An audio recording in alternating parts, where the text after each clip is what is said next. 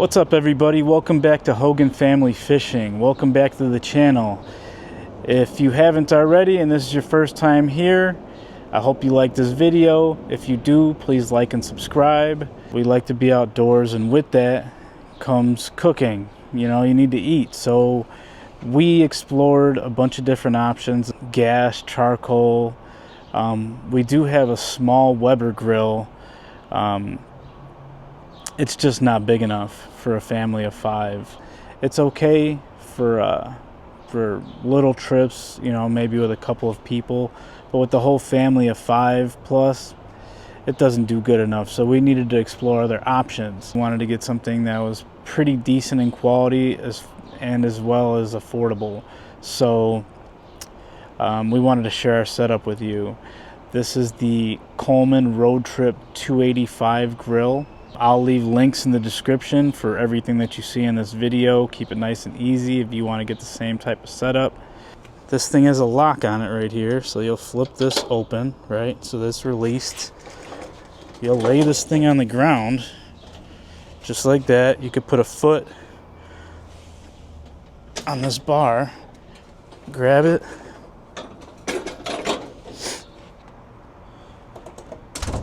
You have your classic Coleman logo on top with the thermometer on the top as well, and boom, you're ready. So you'll just unlock. Well, mine's already unlocked. We have used this thing once or twice. So what you're going to do first is you're going to take one of your grates off.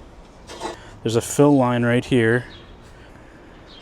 What I usually do is I bring water with me. You can bring a gallon of water, or you can use something like this. I have a Hydro Peak 60. This is a 67 ounce water bottle.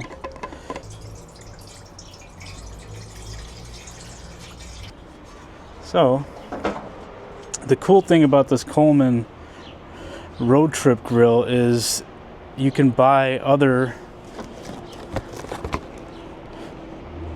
plates that are the same size as the grill grates, like this. This is a Griddle, so you can swap that out as needed. And we're gonna throw a couple burgers on just to test this thing out. Okay, so before we start cooking, this thing runs off of propane. These baby tanks, this is my only complaint, is these tanks are terrible. They've gone up in price substantially, and they don't last very long at all. I would say on average, with one of these cans, I'll probably cook maybe if I'm lucky 2 meals. But I have a solution for that. There's an option that you can buy on Amazon, and this is a cheat code, because if you know about these grills, these cans are like at least $5 each, and that's if you're lucky. That's on the cheap side. So what I did was I made an investment in this tank.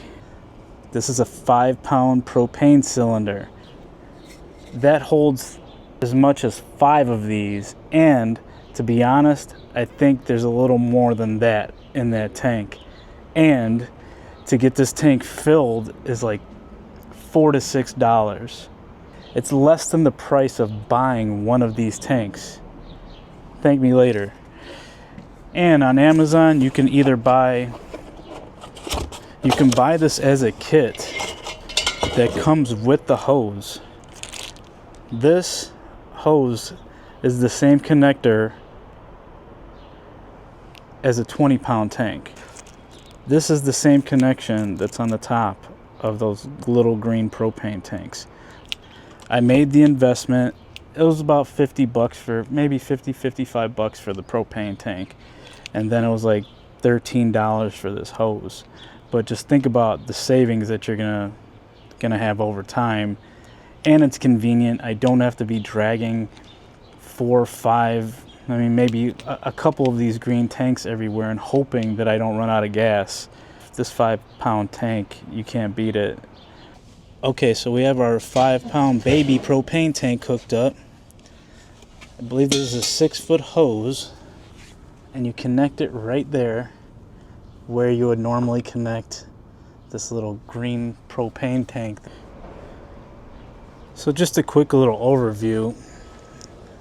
This has little tables that slide out. I spilled water on there. There's a table on each side that slides out. It stops on its own. There's 3 burners. This middle part is a burner, this side is a burner, and this side is a burner, which can be controlled with these controls right here. So as you can see, this is this burner, this is for this middle bar, and this is for this side. So it's nice because sometimes you want to cook and you don't want, you don't want your heat so high on one side. Some foods are nicer to cook kind of lower and slower. There is no lock for the legs. They just sit in these grooves here. This is actually, I guess you can stick a match in between this little spring thing right here, and you can use that to light your burners with. Okay, so this does have a push button igniter. Yeah, it is on. That's hot. We'll throw some cooking spray on here. With this grill, I also bought a ThermoPro instant read thermometer. It's not necessarily instant. It does take a few seconds to get a reading, and you'll see it kind of climb while you're watching it. It's got this like switch thing that pops the probe out. Digital display. It does have a light inside, but you can't see that. It was on sale for like $10 on Amazon. I'll include the link in the description. We could probably do like 2 on the griddle and 2 on the actual grill surface just to see a comparison.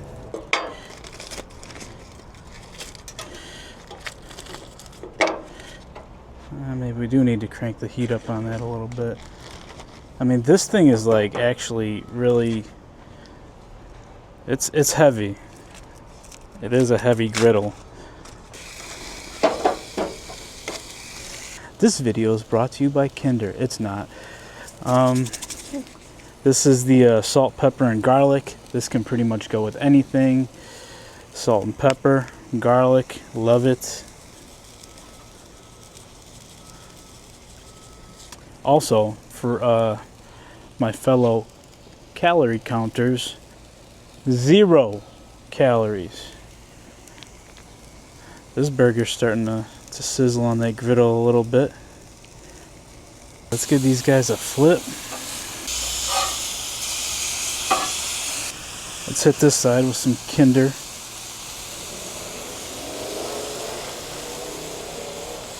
Just in case you want a better look at this one. Kinder, the blend.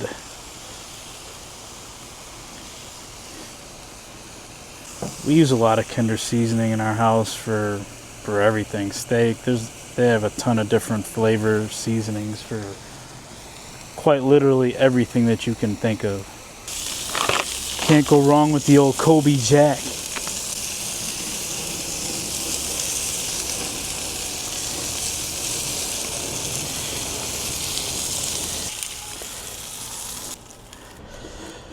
So now, this would be a good test to see if these eggs stick to this griddle, because this is not exactly non-stick. Let's see what happens here.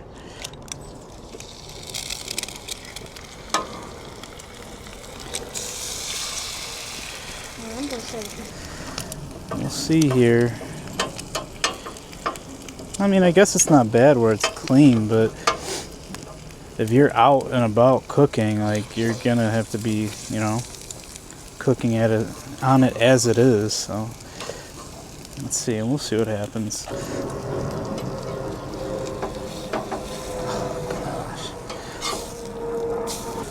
Oh, Well, I guess that'll be my egg. Throw this one on top of yours. Bop. Ooh, look at that. Look at that. I'll take this beat up egg on the double. So we're gonna let this thing cool off. I like completely destroyed it.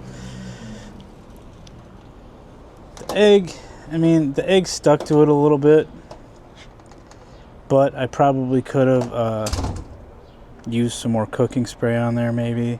Said we're gonna let this cool off, that way we can clean it up and show you guys how that process goes too.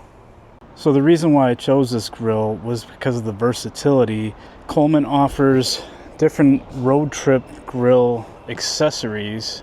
As you saw in this video, we use the Coleman RoadTrip cast iron griddle, but they also have another attachment that is a stovetop.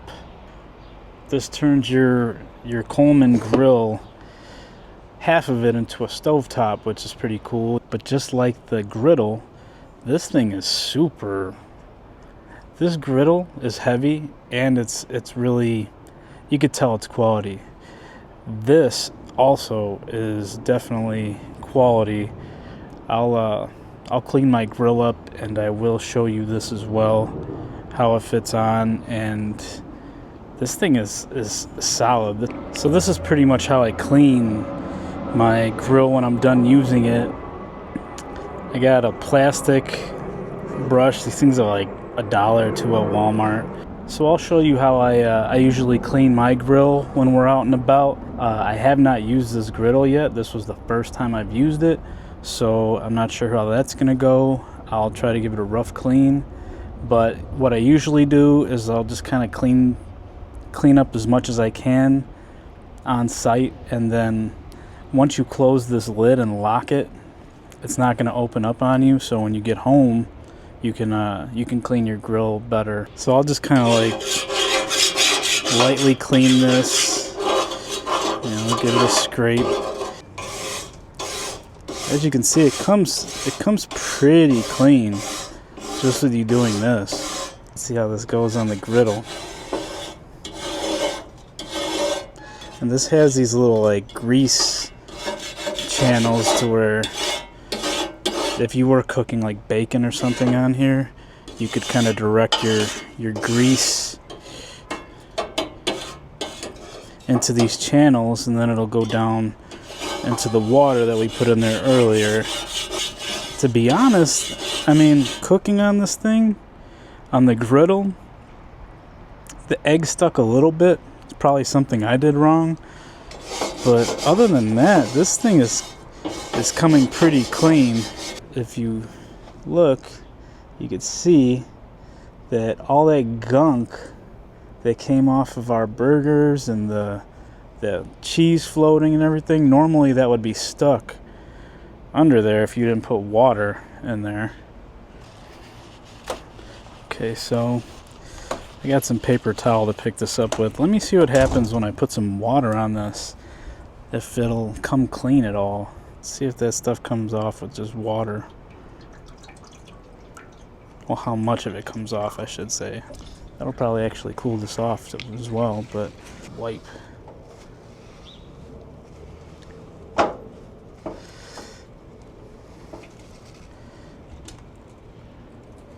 Yeah, that'll definitely come off.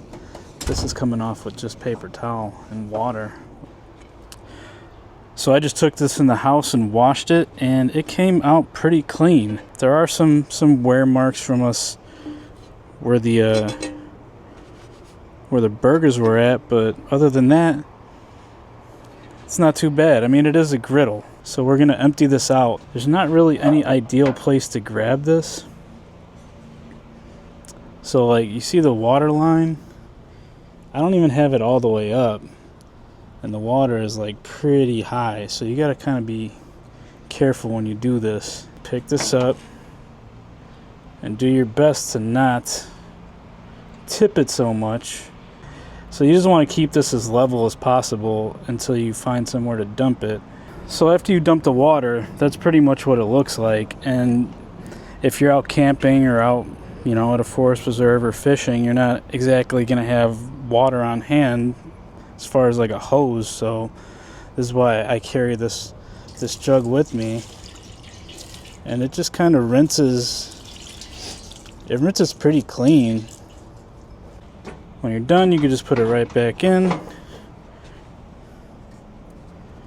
Me, I like to take paper towels, you know, and wipe my things down. Spilled some water on the table from the tray, but the way that this is made, like, you can just literally just wipe this off.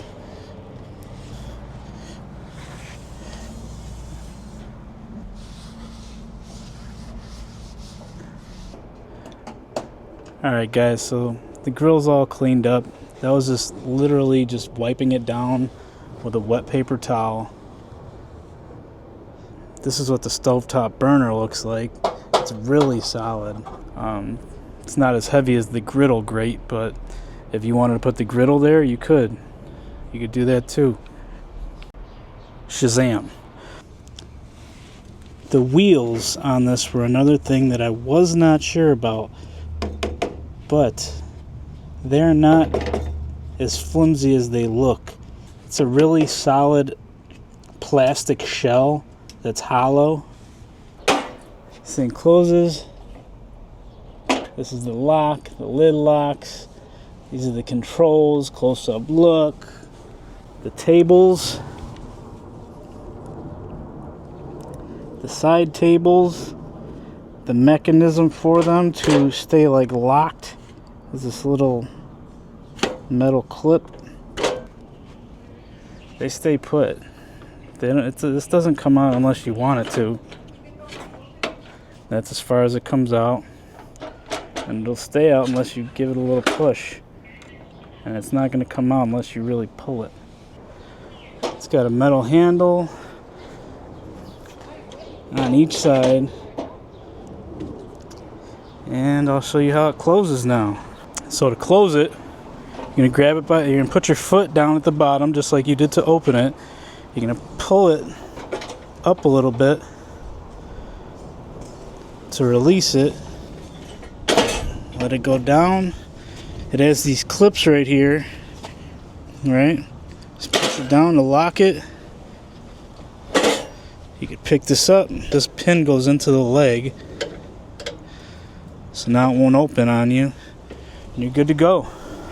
If you made it to the end of this video, thank you for watching. I will have links in the description to everything that you've seen in this video. If you'd like to subscribe, that'd be awesome. Be safe, happy fishing, and see you in the next video.